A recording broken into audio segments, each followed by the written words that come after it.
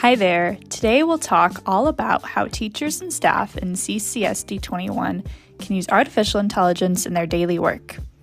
As always, make sure you follow our AI guidance for teachers, which is linked in the description box below. This is an important infographic that teaches you all about best practices for using AI in the school environment. In our district, teachers can use any AI website for their own needs as long as they follow our guidance when creating content. We'll go over several tools today, and they'll likely have even more features and capabilities by the time I post this video.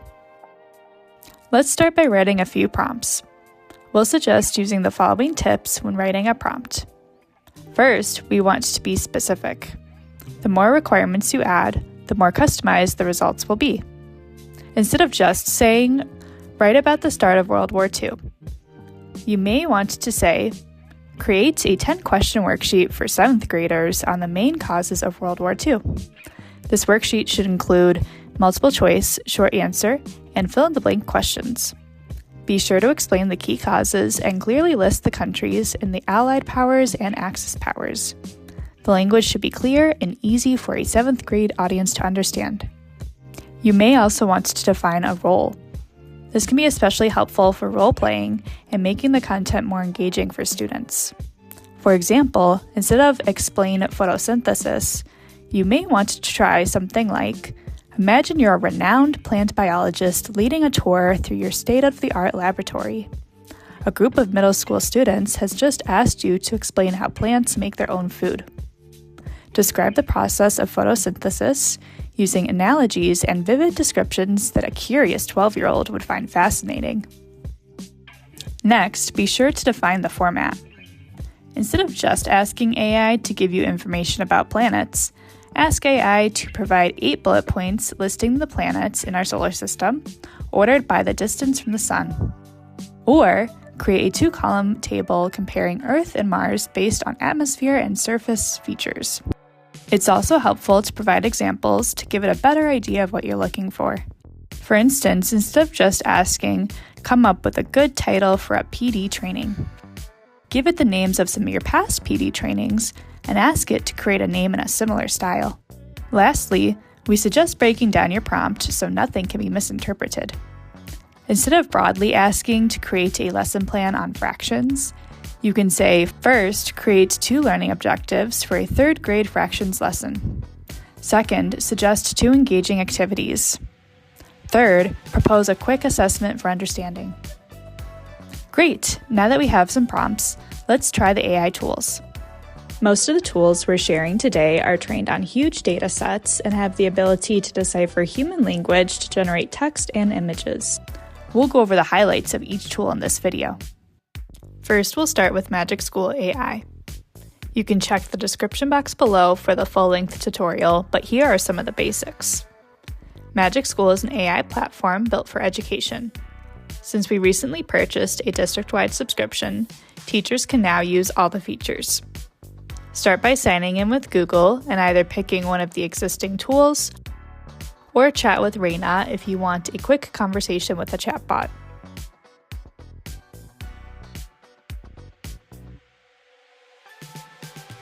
MagicSchool has its tools split up like this, so you can narrow in on a single use case, such as generating rubrics, leveling text, or creating math story word problems. You can star them to find them easier in the future. You simply fill in the information, and MagicSchool generates your content in seconds.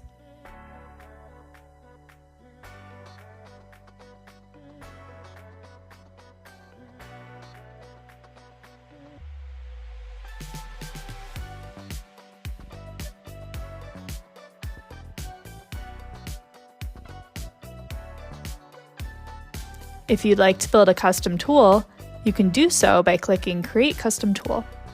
It's great because you can customize this tool to your needs and share it with other teachers here. Click the Output History section to find past conversations.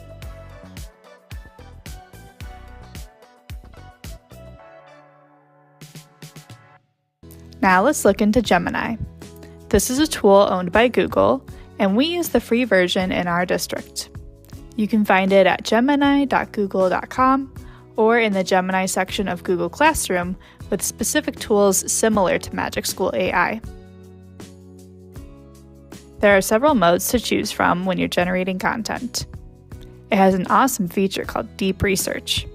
You can refine what topics Gemini will research, and it pulls information from several sources to answer the topics. The websites it references are listed here. It takes you through the entire thought process it's using when researching online. You can export the final reports to a Google Doc, and it will even create a works cited page at the end. You can also create other kinds of files.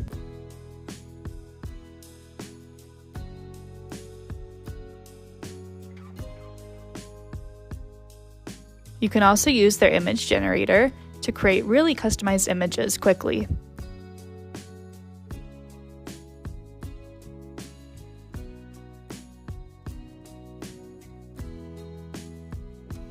When you generate an image with any of the tools we'll show today, just make sure nothing looks inaccurate and be respectful of other artists' work. There's even a cool storybook option. And gems.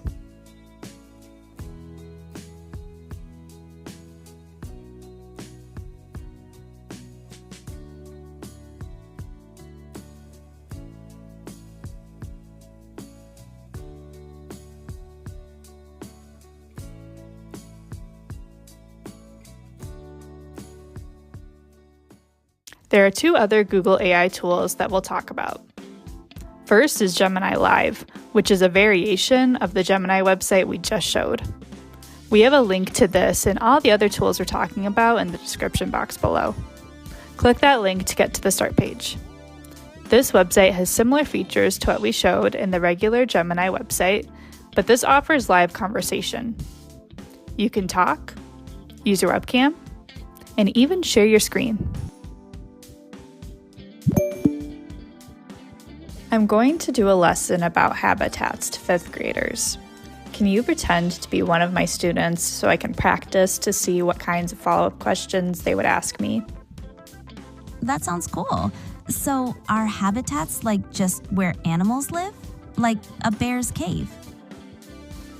That's correct. It's a place where the animals live, and it gives them shelter and protection from predators. Are there like different kinds of habitats? Like in the desert or the ocean? It also has some cool generation tools you can try out. For example, if students are learning about adjectives, you could generate a conversation and ask students to write down all the adjectives they hear. Look at the fuzzy black dog. Wow, he's so cute. I wonder what kind of dog that is. I think it's a poodle because it has curly hair. Maybe we can ask. I think the tall man holding the green leash is the owner. That's a good idea. The next Google AI tool is NotebookLM. This is a really cool one to use for research. Unlike the other AI sites we've looked at, NotebookLM limits its knowledge to the information and links you provide and isn't taking general information from all over the internet. This ensures that every result comes from the sources you specifically choose. You can start by creating a new notebook, which is a space to upload your information and generate resources.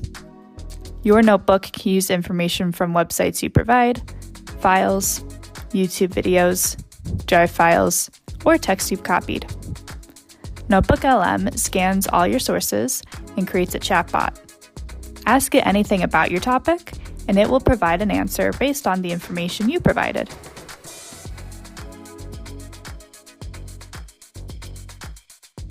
Use the Studio menu on the right to generate resources. Audio Overview is a cool one. NotebookLM will automatically create a podcast where 2 pretend hosts will discuss your topic. You can preview this podcast ahead of time and listen to it as a class. Students can even interrupt the conversation to ask their own questions. If I'm following you.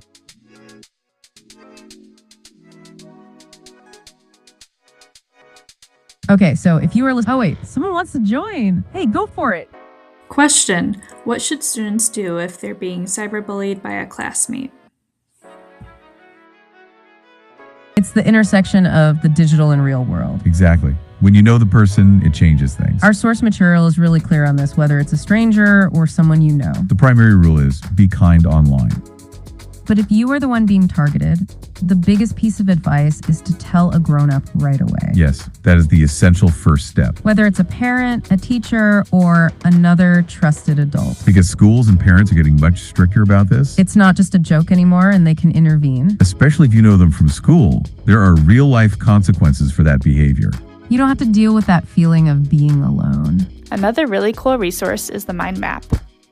This takes a broad topic and breaks it down into pieces, showing how everything connects.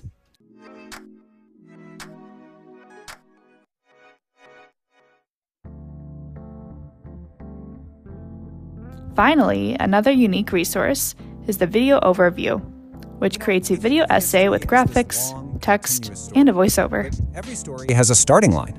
I'm not just talking about the beginning of humanity, but the beginning of recorded history. The first cities, the first laws, the first time anyone wrote anything down. And believe it or not, that story starts in one specific place. So where does civilization as we know it actually begin?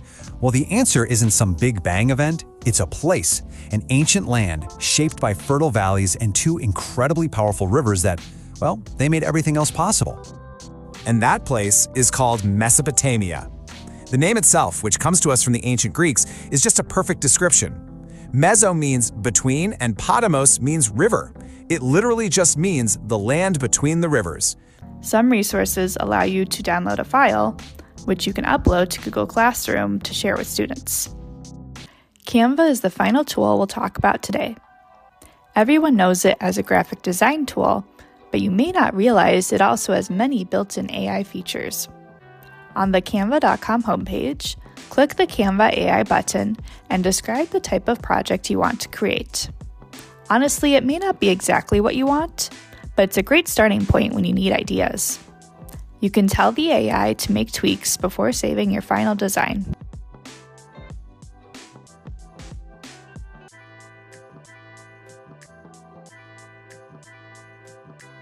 When you're in a design, you can press the / on your keyboard to get quick actions, including Magic Write. This helps you draft text for the design.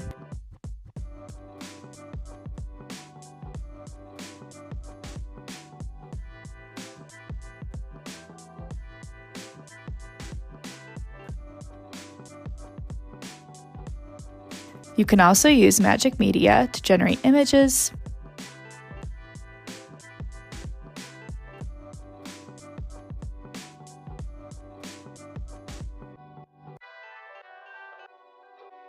graphics,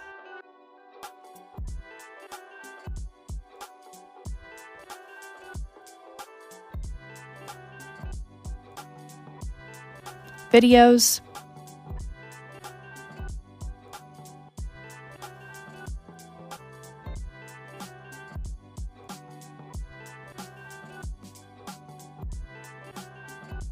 or 3D images in different styles. This could be a fun way to generate images for stories students have written.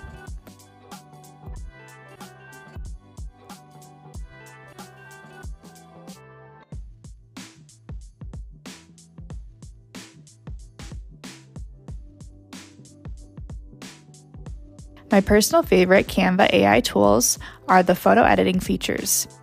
You can take an existing photo and manipulate it by removing the background, generating a new background,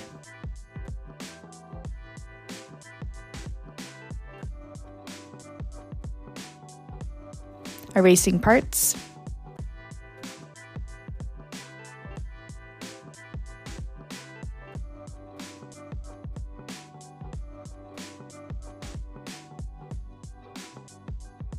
grabbing an object,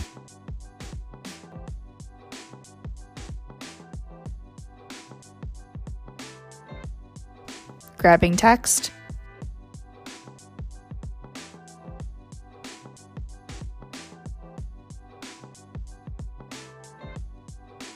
editing existing objects,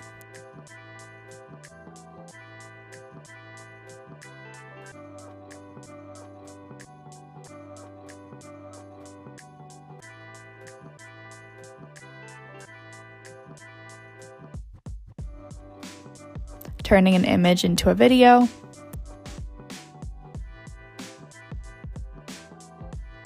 and expanding the background.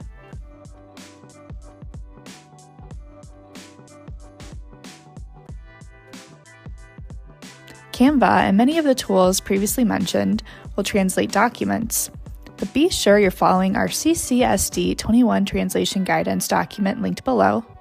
And as always, try to have a native speaker review the content before sharing it out. AI translations are a great starting point, but they're definitely not perfect. We hope you found a couple new features you'd like to try out. Thanks for watching, and be sure to like this video and subscribe so you don't miss our next tutorial.